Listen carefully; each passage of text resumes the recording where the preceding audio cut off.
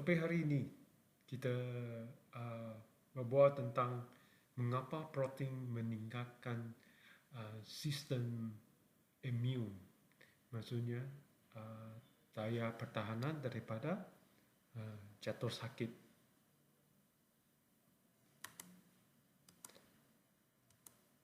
Kenapa ya boleh meningkat sistem imun kita?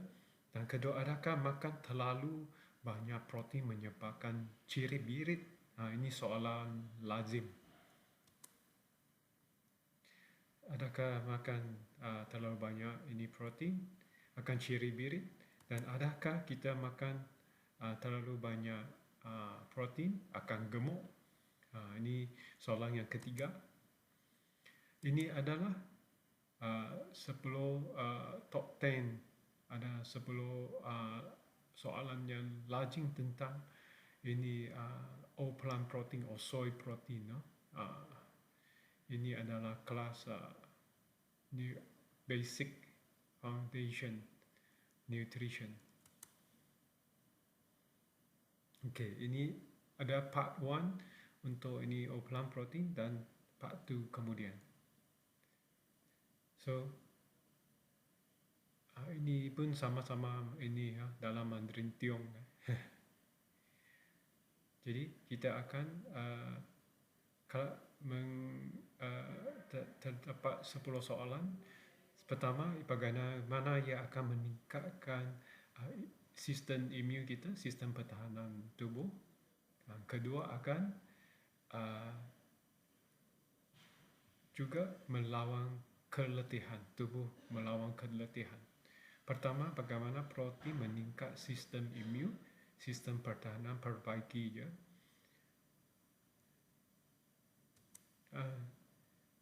Ini tubuh kita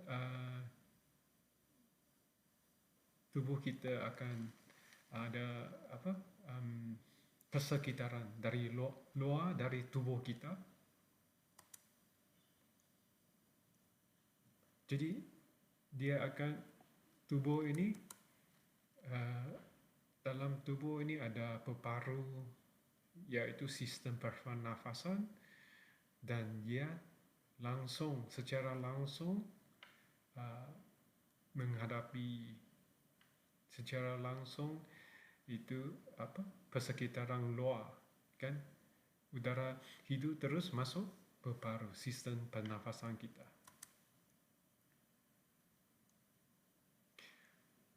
Jadi kalau di persekitaran kita ada pasir, kan? Kita pun hidup masuk dalam sistem pernafasan melalui hidung, saluran pernafasan dan paru. Kalau di persekitaran kita ada bakteria, ada virus pun kita hidup masuk ke sistem pernafasan, masuk paru melalui hidung.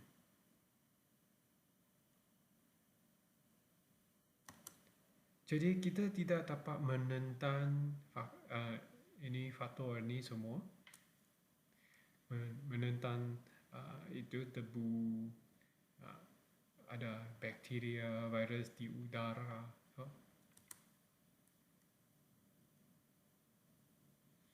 Kita hembus, tarik nafas, dan semua ini udara yang kotor itu kita akan hisap masuk ke paru, abuk ke atau apa.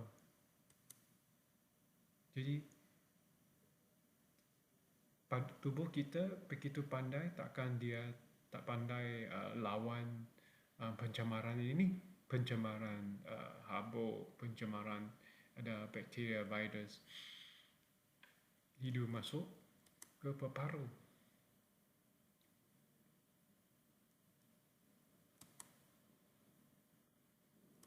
Sebenarnya tubuh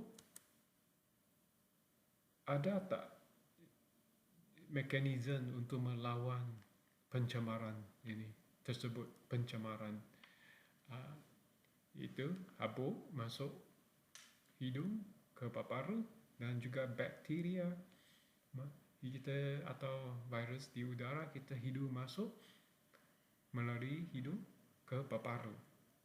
Ini soalan kepada kamu.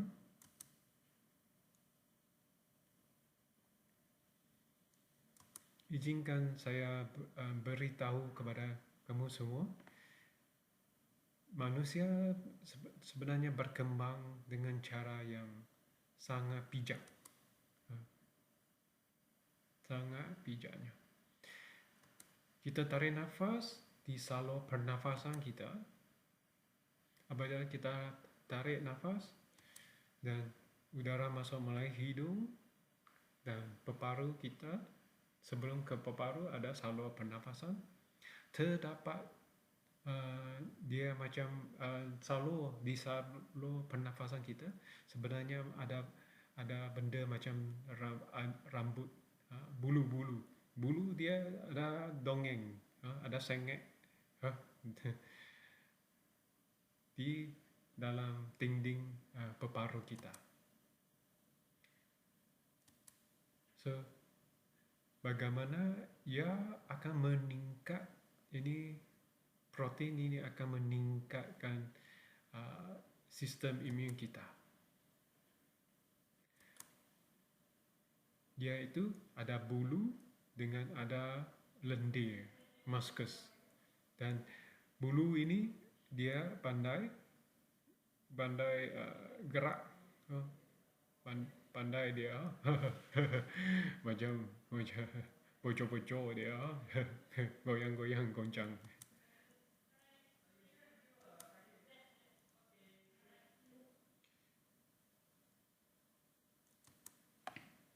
Ya, tadi kita cakap itu bulu pandai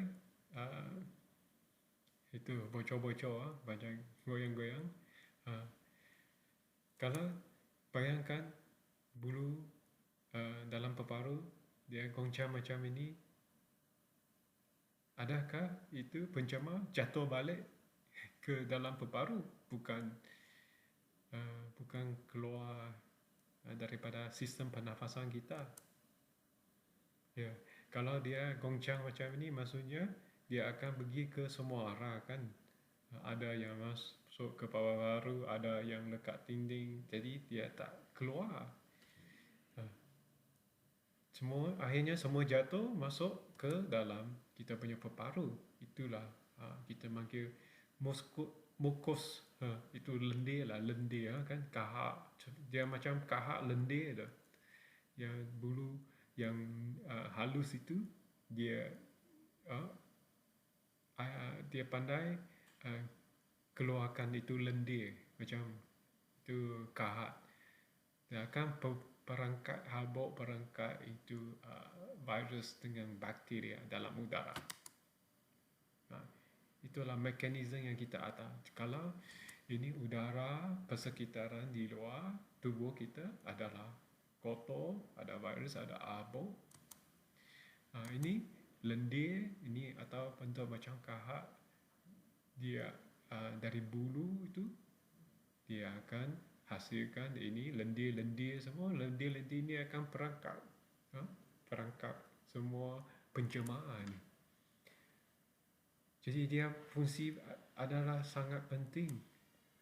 Fungsi bulu ini dalam peparu yang pertama adalah dia keluar lendir untuk merangkap semua itu benda asing, pencemar. Fungsi keduanya, bulu dalam peparu ni dia pandai bocor-bocor, goncang dalam satu arah, iaitu dia kasih itu arah, kasih pencemar keluar daripada sistem pernafasan satu arah. Ya, dia satu arah, dia pandai, dia goncang naik atas, goncang. Kalau cuba kamu fikir kalau saya tarik nafas sama ada partikel itu 2.5 mikron, begitu halus ya, lebih halus daripada rambut kita, ada bakteria, ada virus, itu semua habuk, semua itu dia masuk ke hidung, ke salur pernafasan, dan lendir itu akan merangkak dulu, kan? Itu lendir. Sekarang kita cakap itu lendir tu. lendir itu sudah memerangkap semua pencemar itu, dia ada satu arah, dia akan bocor, goncang. Lepas tu pada goncang dia keluar. Itu lendir yang ada memerangkap lekat itu adalah lendir dalam paru-paru kita adalah itu dia akan memerangkap pencemar dan kasih goncang keluar, kasih goncang keluar, kasih goncang keluar. Kalau ada peluang kita bersahkan dengan mikroskop tengok kita punya itu saluran pernafasan, kamu dapat bayang di saluran darah kita, saluran pernafasan kita ada itu bulu-bulu ini ada lendir jadi memerangkap. Satu lagi kita mau perhatikan di salur tengah ada ruang udara ya. Jadi siapa yang dalam tubuh siapa yang bertanggung jawab ini untuk bahagian udara ini. Sekiranya saya tarik nafas sekali lagi, jadi udara itu akan melalui di pertengahan, di tengah salur darah, di dalam center.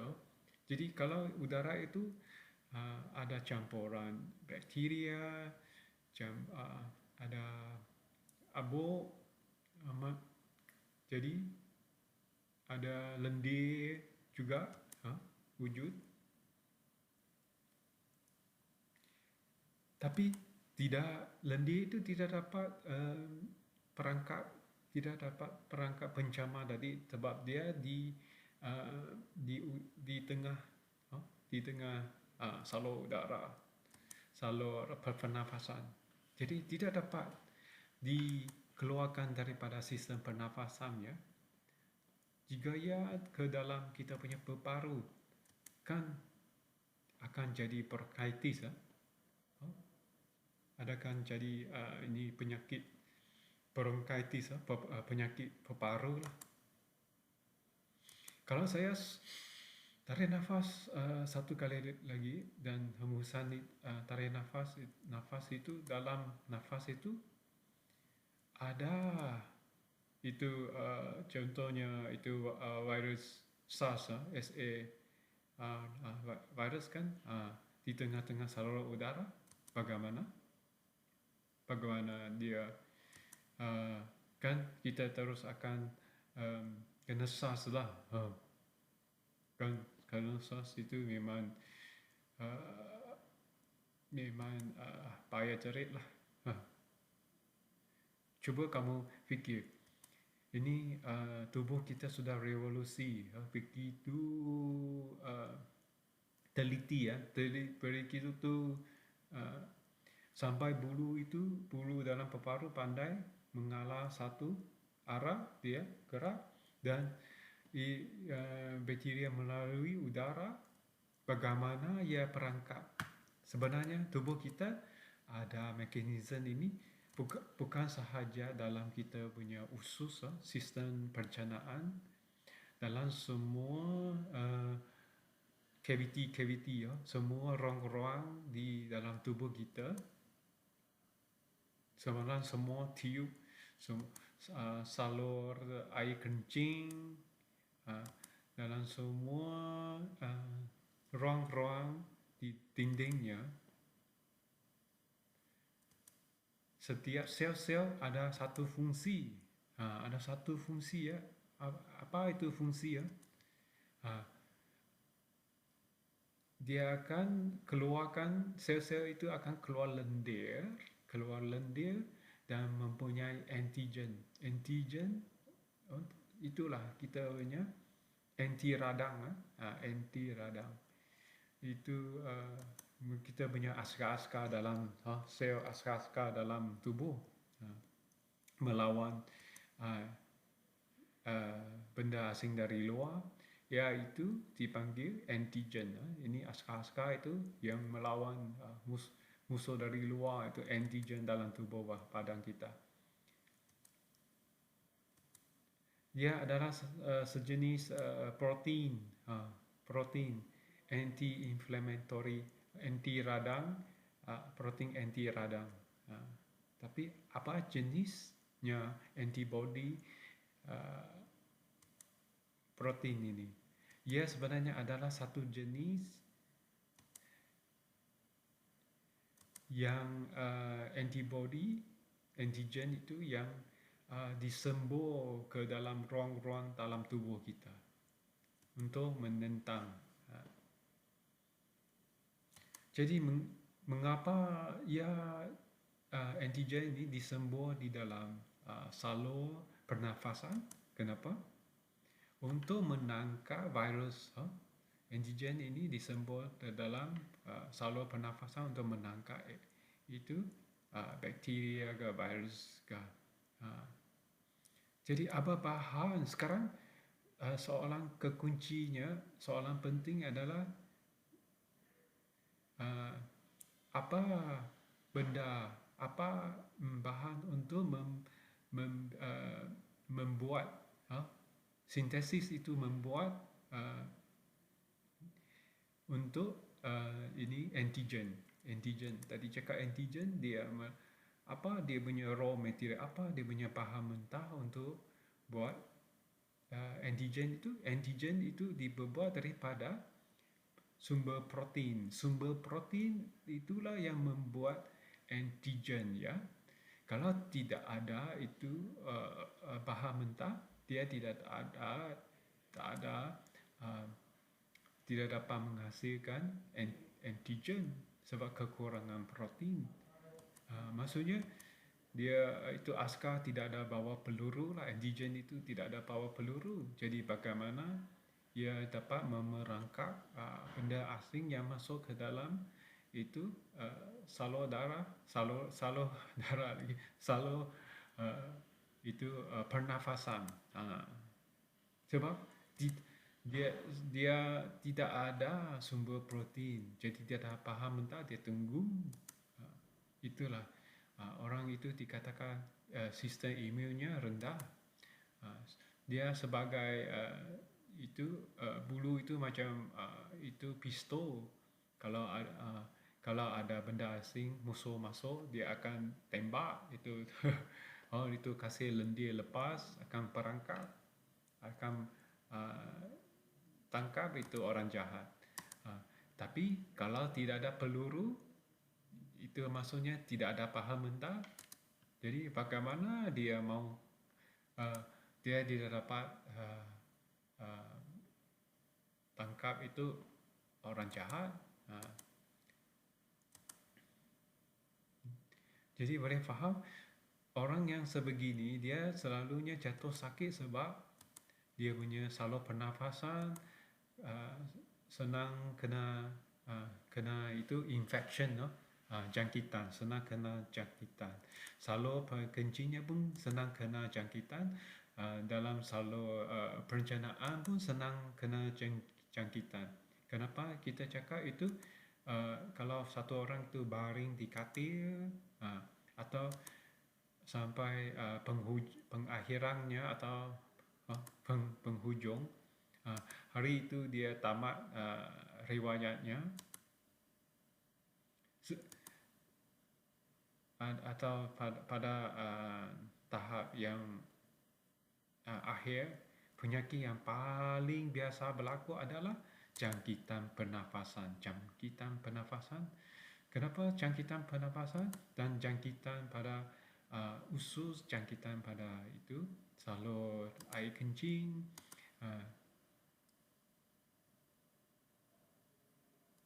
Jadi itu semuanya satu persamaan je, itu semua jangkitan. Mengapa mereka semua ada jangkitan ini?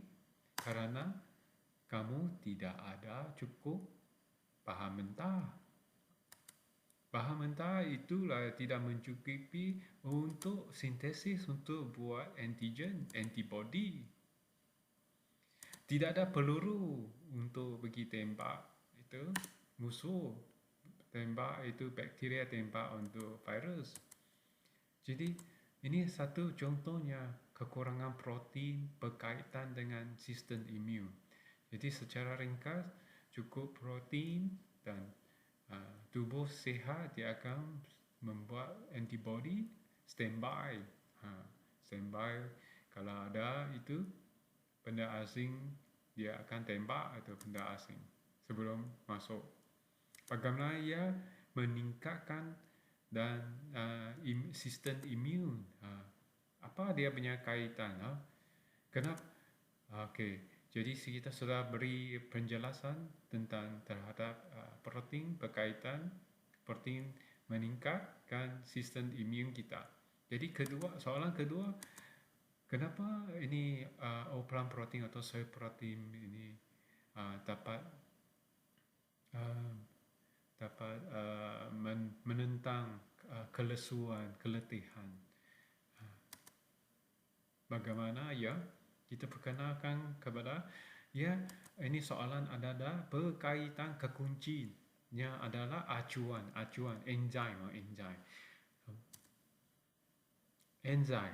Ini bentuk macam enzim untuk pemahaman. Kamu tahu kalau tubuh kita pada suhu 37 darjah Celsius, semua kalau di dalam alam semula jadi, semua tindak balas melalui kimia, reaksi kimia memerlukan acuan, memerlukan pelibatan atau penyertaan acuan, itu pelibatan enzim.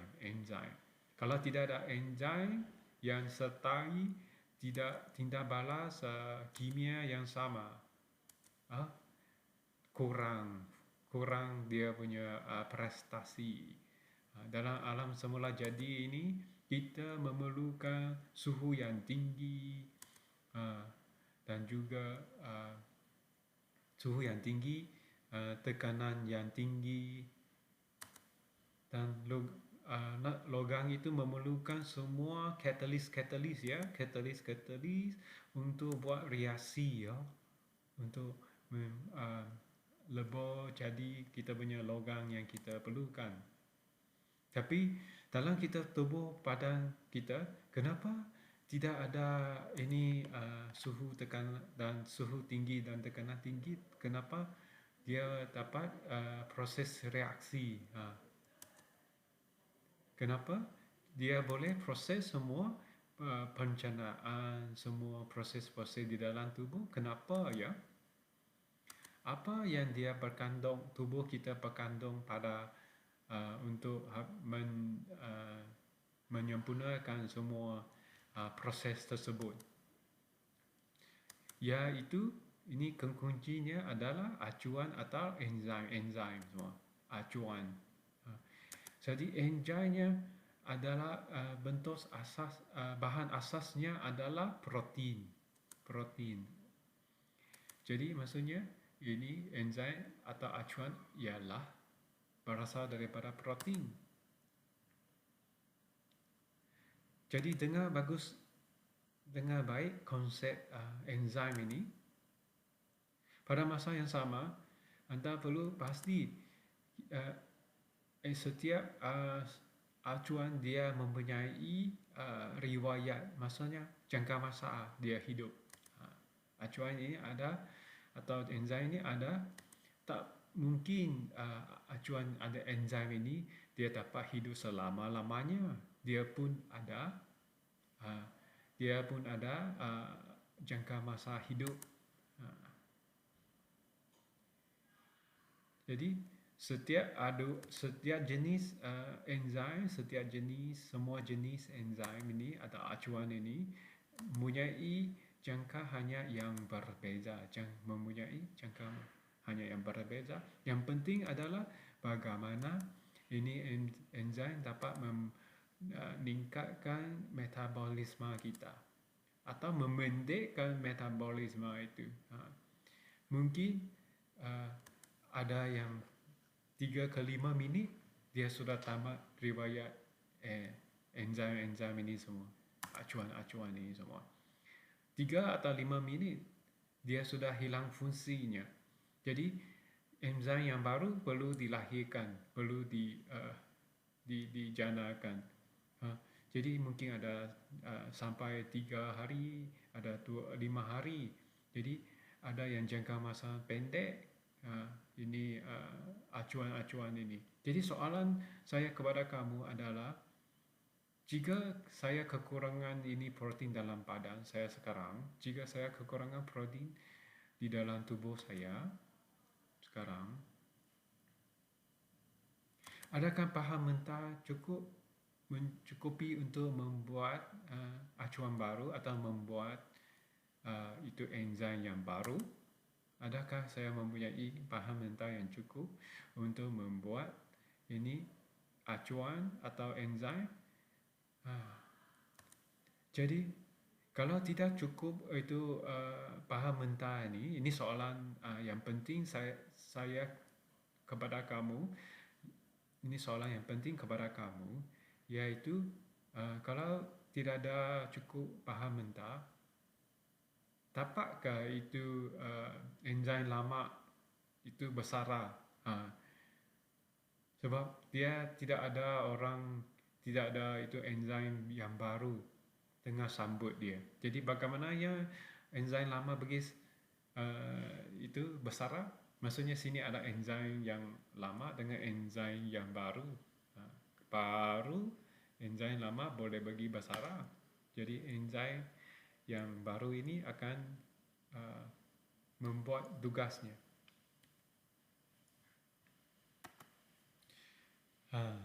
Itulah. Itu enzim lama dapat bagi bersara? Memangnya tidak dapat bagi bersara. Dan enzim yang lama itu dapat prestasi yang sama dengan enzim baru. Enzim yang lama dapat prestasi yang sama seperti enzim yang baru? Tentunya tidak. Enzim kalau lama dia memang sudah tua, tidak dapat fungsinya. Dia itulah sebab itu hari itu kamu rasa letih, tidak ada. Tapi selepas kamu makan ini overplant protein atau soy protein Nutrilite ini, kamu cakap, oh saya macam ada bertenaga, ada daya kuasa sudah. Sebab itu enzim sudah terima dia punya paham mentah, jadi dia dapat menggantikan yang enzim yang lama itu, enzim yang tua itu kepada enzim yang baru.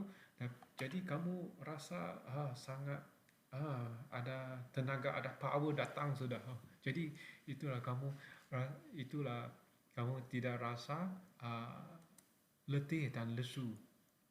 Jadi soalan yang seterusnya yaitu adakah semua ini protein ini sama jenis? Saya pun kita tahu ini sekarang kita sudah tahu protein sangat penting untuk meningkat kita punya sistem imun dan juga boleh menentang keletihan, menahan keletihan. Jadi jika saya mau makan protein, apa boleh saya minum itu air soya bean, air susu soya? Mengapa susu soya? Tidak cukup ke mencukupi atau lengkap? Tidak lengkap. Ini soalan yang kedua berkaitan dengan protein seperti berikut ya. Soalan yang kedua tentang protein, apakah perbedaan di antara susu protein ini dengan ini whole plant protein atau soy protein Nutrilite? Ini.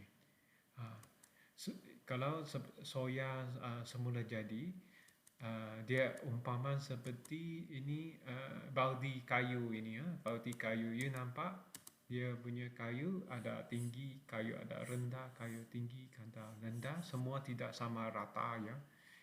Itulah kita mau guna ini umpaman baudi ini untuk persamaan ini protein. Bukan semua protein yang seperti ini soya bean ini kita dapat makan. sebab dia yang mentah ini dia ada sesuatu barang yang membuat kita merasa soya mentah ini tidak mudah dihadam. Bagaimana kita makan soya yang mentah ini, kita kena memasaknya, kita kena gorengnya sampai masak kan, memanaskan sampai masak. Jadi perencatan protein itu akan dimusnahkan. Jadi kedua soalan, kalau saya makan terlalu banyak ini soya, ini susu, ini adakah saya akan ciri birit? Sebab di dalam ini soya bean yang semula jadi dia ada karbon, dia ada satu benda yang buat kita ciri birit. Yang ketiga, ini soya bean ada itu sumber minyak di dalam itu soya bean. Jadi kalau soya itu ada lemak di dalam, jadi kita boleh makan banyakkah? Soya semula jadi ada minyak. Jadi kalau kita goreng itu soya bean, dia untuk dapatkan minyak.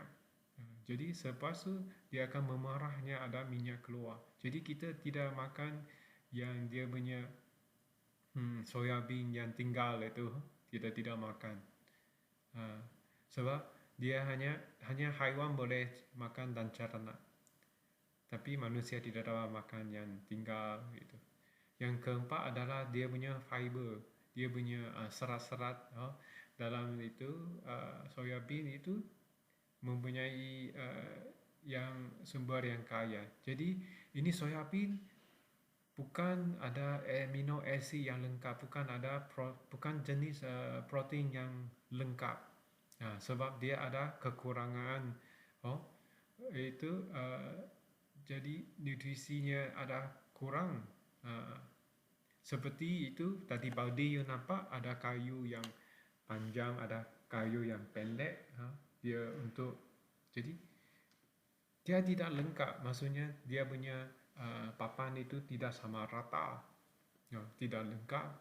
Jadi melalui itu kenapa lah kalau ada tetamu datang kita belanja dia makan ikan, belanja dia makan daging, kerana di dalam soya bean ada kekurangan nutrisi yang tadi cakap amino acid dia tidak lengkap.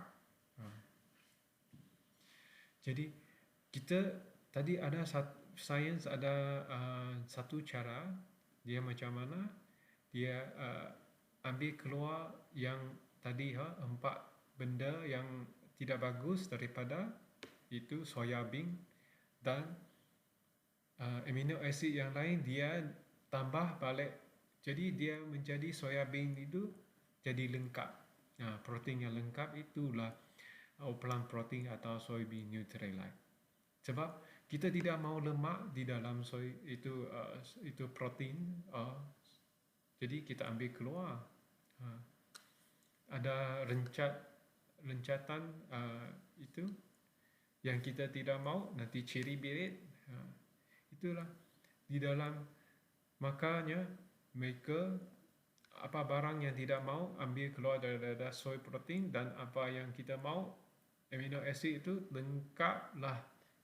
Itu baudi, itu kayu baudi sama rata sudah. Itulah di dalam alam semula jadi kurangnya itu protein yang lengkap. Sekarang kamu faham kenapa kita makan ini plant protein Nutrilite. Sebab bukannya adalah telur, tetapi adalah yang bahagian yang putih. Telur dia punya putih, bukan egg yolk kan, dia punya bahagian yang putih kan. Telur ada kuning dengan putih kan. Itu makan putih. Makan putih yang telur putih itu bukan lengkap, bergantung kepada cara kamu, sama ada kamu steam atau kamu masak dia, rebus dia. Dan kalau kamu goreng itu telur, maka penyerapannya bukan 100%. Itulah saya uh, itu kritik itu telur kalau digoreng tidak, maksudnya dia tidak dapat diserah semula jadi 100%-nya. Adakah yang persamaan? Jadi tentunya tidak persamaan dengan itu plant protein dengan soy protein Nutrilite. Ini protein MW ini memang sangat sudah dikaji dengan betul, dites clinical test dengan betul, jadi selama diguna tidak akan merosakkan kita punya organ itu ginjal dan tidak merosakkan tubuh kita. Jadi kita tidak menggunakan itu sumber daripada sumber lembu, sumber dairy, sebab ada orang yang kalau itu dia sensitif dengan itu sumber itu binatang. Kalau sumber binatang kita kena pasti ini cara dua, karena sumber protein daripada tumbuhan memang yang terbaik dengan lengkapnya semua protein. Ini soalan yang ketiga adalah, adakah saya makan ini soy protein itu MW ini kita akan ciri birit? Jadi ada orang yang memberi kita dia tanya kenapa dia makan ini plant protein atau soy protein MW ini, dia rasa ciri birit. Sebab orang yang itu dia makan ciri birit, dia punya reaksi yang pertama adalah dia makan ini plant protein, dia ciri birit terus. Dia mungkin dia fikir cakap, saya rasa saya tidak perlulah. Saya punya tubuh tidak dapat itu serap ini plant protein. Sebab dia punya minda itu adalah tidak betul. Sebaliknya dia kena fikir karena tubuhnya kekurangan ini amino acid, itu protein, jadi maka sistem pencernaan dia fungsinya ada turun sikit. Jadi dia maksudnya dia punya tubuh sebenarnya sangat memerlukan ini protein yang berkualiti. Jadi apabila protein itu makan dan sampai usus dia tidak dapat serap, jadi bagaimana dia akan lepas keluar. Jadi kamu akan rasa kenapa dia selalunya rasa mau pergi tanda ciri birit. Kenapa dia sangat macam gelisah, karena dia adalah ada kekurangan protein. Itulah dia gelisah. Jadi saya ada itu kamu cara untuk menyesuaikan adalah kamu contohnya beri dari biasanya setengah scoop jadi atau setengah scoop. Kalau setengah scoop lagi ada ciri birit, kurang lagi kepada satu suku. Jadi daripada itu kamu dia makan jadi satu suku, tubuh akan itu bahagian usus akan serap, tubuh akan serap ini amino acid.